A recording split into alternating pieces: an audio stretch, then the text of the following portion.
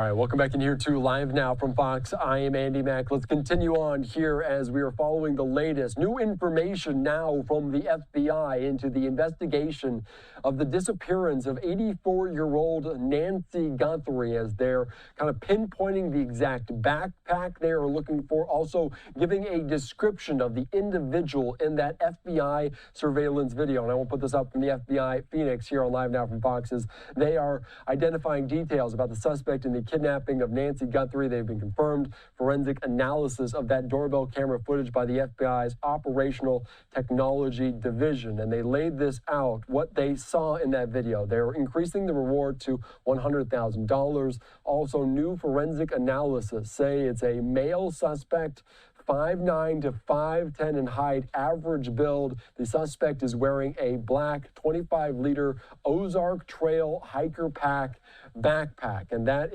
backpack they're kind of narrowing in on, zooming in on, and I want to put this up, what they also posted on social media, as they are hoping that this update description will concentrate the public tips they are receiving since February 1st. They say the FBI has collected some 13,000 tips from the public related to this case.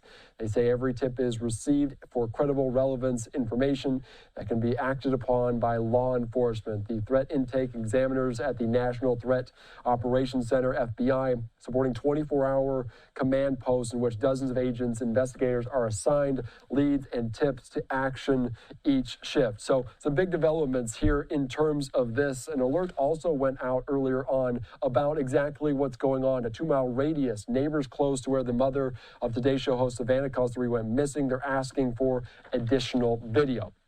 All right, let's continue here on Live Now from Fox. Bring in former NYPD detective, friend of the program, Michael Alcazar. Thank you so much for joining us here on Live Now from Fox. And they're keying in on the height. They're saying this is a male suspect, but also that backpack. How key could that be? Yeah, I thought it was just a matter of time before they identified the brand of the backpack, the brand of clothing, his sneakers, basically his whole attire. So that's great because now everyone knows what the backpack is. If anyone's seen this guy before, they'll remember it, including the clothing. But more importantly, investigators are now checking any kind of like local purchases, perhaps, if this guy's local, who carries this backpack, right? And if they do, you best believe that the investigators are going there trying to get like surveillance videos to see if they got any kind of footage of anyone buying that backpack that they can track. Right. And I guarantee they probably already have an image. I'm assuming they did that already and they're processing some images. So that's huge. They could also do it online. Right. If this guy bought it online, they could track that online history, too, just for credit card information. Right. So anything that brings back the information back to the purchaser is a big lead. Yeah, that is so very true. They're keying in on this backpack to potentially help them in this case. You mentioned some of the details and the close circumference around this backpack. Do they look first in Tucson? Or are they kind of going national? How do they do that exactly? Yeah, I would imagine they'll start locally and then spiral out, right? Well, they have a lot of agents in this task force now, so there's a lot of people looking. So yeah, I would start locally and just spread out and check out all the stores, people checking online and then visiting the stores. So yeah. Yeah, that is a very good point. And also, they're kind of keying in on any video, surveillance video. And I want to put this up here on social media. Fox News talking about this. They have seen on that February 1st night, the sheriff wanted to talk to a man with a backpack seen from the video just miles from Nancy Guthrie's home on the same night. And these are some of the images of this individual. You can see there with a pair of backpacks trying to almost get over this wall of sorts at a nearby neighborhood. This is about 5 miles down the road in close proximity to the time frame of this. They're also key to say that this is not a person of interest. This is not a suspect. Why in particular is this person, do you think, important to them? He might be a burglar that's, lurking around the neighborhood. He might have some information. If they find him, identify him, maybe he'll have some, maybe develop a lead, process some information that they get that maybe help capture the actual suspect. Yeah, that's a very good point. And of course, that video is key because it's from different surveillance video that other individuals have. They're also asking for people within a 2-mile radius around Nancy Guthrie's home. They're requesting video showing vehicles, traffic, pedestrians, or suspicious activity from January 1 to February the 2nd in this 2-mile radius. This is quite a time frame. It's a month long about suspicious activity. Does that tell you that potentially they believe reconnaissance was happened? What else could that indicate? Yeah, they definitely they don't want to rule that out, right? I knew they were going to go days, weeks, now months back to see if anybody has surveillance video, because if this guy was in the area, we saw that happen with Koberger. He was driving around looking at the house, right? This bad guy was probably driving around the neighborhood, scoping out the residents, and now help develop MO, right? Is he looking at just Nancy's house, or was he just scoping out the whole neighborhood? So they're asking for anybody and everybody that has surveillance to check it out, preserve it, and notify the FBI, because that could help arrest this individual. Do you think the 2-mile radius, that is adequate? Because obviously this is a somewhat, not rural area, but their houses are spread out. Is there a reason in your mind for just having it be that wide? I'm not sure why they picked 2 miles. Maybe that's just for the residences. Maybe they identified that those are the homes in the area. Because I guarantee the FBI and Pima County, they're going wider. They're probably going miles down the road to stores, to gas stations, anywhere that's surveillance, highways, right? Anywhere where this guy could have had an egress, where his vehicle could have gone, right? So it's wider. Maybe they're just limiting that because this neighborhood is pretty affluent. It's pretty widespread, meaning there's not that many homes there. Maybe that they established that's a good enough amount. They could always expand it if they don't find anything. All right, that's a very good point, and that's just kind of what's happening now. The backpack, the information about the exact kind of build and size of this individual, and also some of that information about what kind of backpack he was wearing. Let's go back to earlier this morning, because these are images right now live, as you can see Nancy Guthrie's home. But earlier on today, they did set up a white tent. This from Michael Ruiz. There, a tent is up, one deputy standing guard. I don't see any officers knowing potential evidence at Nancy Guthrie's doorstep. The blood, the small glass fragments, missing Nest door camera, the masked man, and this torn brush. I want to ask you, because they put this up, and it's been 12 some odd days since this began. Are they trying to kind of keep everything in or keep everyone out? I think they're trying to keep whatever evidence they can still recover from being contaminated. I mean, I think they're a little bit late to the show.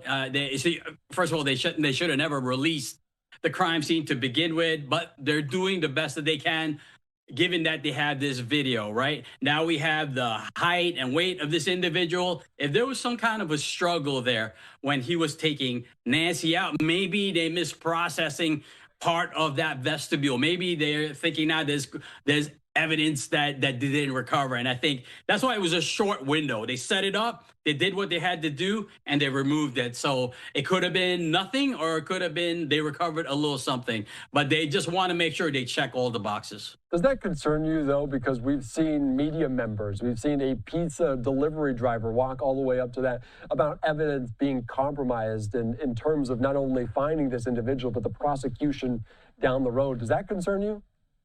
It does, because that crime scene should have never been released. And I hate to say it, because your news media shouldn't be that close to that crime scene. They're right there. They showed FBI agents looking in the area right adjacent to our property, and a couple of steps away is a news crew. That could totally compromise the crime scene. I think it's bad protocol.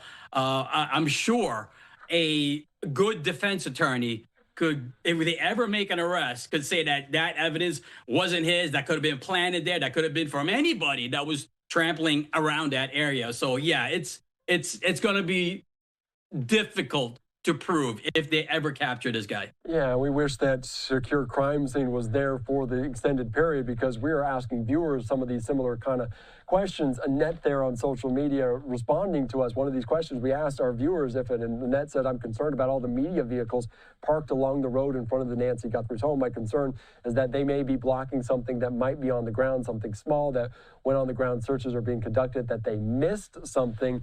Is it, in your experience, something that they can block off a residential area? Is there protocols in place that the police can do this? 100%. The rule is make the crime scene as big as possible. You can always make it smaller, right? If you're treating this a homicide, you want to secure that area. And she's right, and that is right, because vehicles are coming through. They might be rolling over evidence, taking evidence out of there, introducing, you know, DNA and everything else that comes with people. So it's not a good scene. In my opinion, they should. I hate to say, but the media shouldn't be there, because it's still a live crime scene. They're still processing things. They just found the glove, right? Yeah. So, you know, they should preserve that crime scene. Yeah, it is kind of still perplexing or wild that we are getting this vantage point even on day number 12, right outside of her home there in this Catalina Foothills neighborhood. And you mentioned that black glove because the New York Post actually had video of it last night of one of the FBI members, the investigative team that was canvassing this area. They came across this black glove. They put it in what appears to be an evidence bag or envelope of some kind, talking about this black glove. And this black glove was found a little bit away, a mile or two away from Nancy Guthrie's home. They found it, but they were looking along the road, looking for any evidence. Do you think there was anything that tipped them off that this individual, whoever that may be, was kind of discarding things along the way, or is that just common protocol? No, I think that since we have an individual identified on that video, I'm sure they revisited it and they want to see how did this guy perhaps potentially left the scene. So they expanded the grid and then they found the glove. Right now, we don't know if that glove belonged to this perpetrator. Hopefully it does. They're going to test it right now for trace evidence, any kind of fibers, right? Clothing fibers. And because where they found that glove in that location, they have to concentrate in that area as well if they didn't already, right? They should include that in part of the search to see if there's any other evidence over there or any, you know, I hate to say it, is there any location where potentially the body of Nancy could be hidden, right? This is what we have to do as investigators. We have to investigate all avenues, right? So I hope that's not too upsetting, but sometimes this is the reality of police work, and we have to do the hard stuff. Yeah, to look in every single point of this investigation. They're potentially pulling DNA or some kind. What else can they gather from that black glove? What else are they trying to tie to it?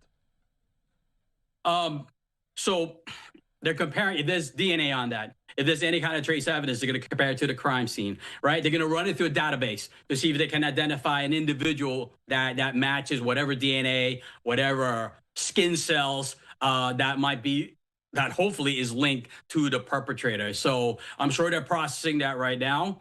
And it's amazing how much evidence and how much information is coming in now because of this video surveillance that they recovered. Yeah, that is very good, and they potentially could get even more in terms of this video surveillance. I also want to take us back again to this morning because these different events, these new information kind of cascade, but we saw another note be sent to TMZ this morning. I want to put this up here on Live Now from Fox, talking about that Bitcoin request because they believe potentially they have information that could lead to the kidnapper, and it was an ominous note claiming they know the identity of the apparent abductor. The words are chilling. And in this note to TMZ, they claim they are, quote, not being taken seriously. They also said they, quote, need this money to lay low after identifying the kidnapper for fear of retaliation. There also worries that, quote, they might be incriminated like the Carlos guy that was detained a few nights ago in Rio Rico. This feels no hoax or authentic, that they're paying attention to it. Does that stand out to you? Yeah, I think right now with these ransom and demands for money, it's probably being treated more like another separate investigation, right? And later they're gonna join them together. But uh, if this guy has some information, he should just give the information. I don't know why he's. It seems like he might have been a part of it. It sounds like it, right? Because he doesn't want to be incriminated. So that's, I'm sure that's something that they're investigating too. But right now, I think they're concentrating on the video. It could be possible too that this guy's panicking because now we have the video, and he might feel like this guy will be identified sooner, and he won't be able to collect on the information that he's providing. It could be for his own selfish reasons. That is very true. We already seen one person arrested there on the hoax. And as I mentioned, Michael, we were talking about kind of getting the viewers' perspective on this. I do have another question for you, and I think potentially even I could answer it. But Connie there from Illinois says, why haven't dogs been used? I believe we have seen a canine unit there on the ground outside of this Catalina Foothills area. But in your experience, canines, how valuable could they be? Cadaver dogs, but also just canine units, how valuable could they be?